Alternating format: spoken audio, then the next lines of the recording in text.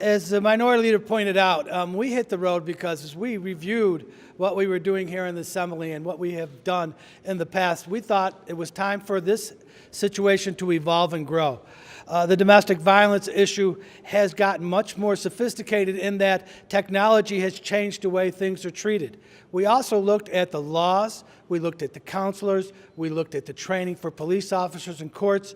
We looked at all those things, we reviewed it, we listened to these people from across the state of New York. Some of them are here today, and I'll add to what we have to say. But what we identified was pretty much what we already knew. The problem is serious and the problem is growing.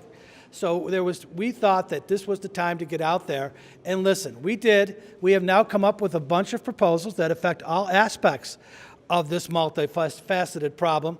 We're very pleased with what we have to offer.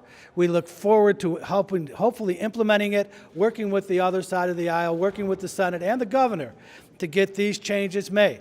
I would like to add a few things, as I do thank the people that have participated, and I'd like to bring up my former co-chair, Al Graff, who is no longer an assemblyman but is now a judge, who traveled with me across the state as we did this.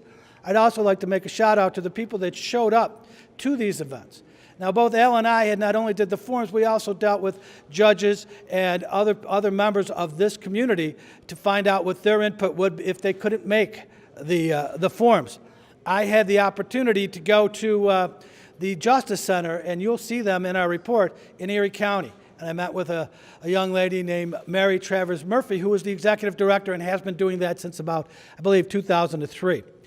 She walked me through everything that they did at these justice centers, showed us how it worked, showed us that it wasn't only government that funded it, it was also a lot of not-for-profits, a lot of donations, some faith-based communities, and it showed us a model that I think could work throughout the state. That's one of the proposals we will have in here.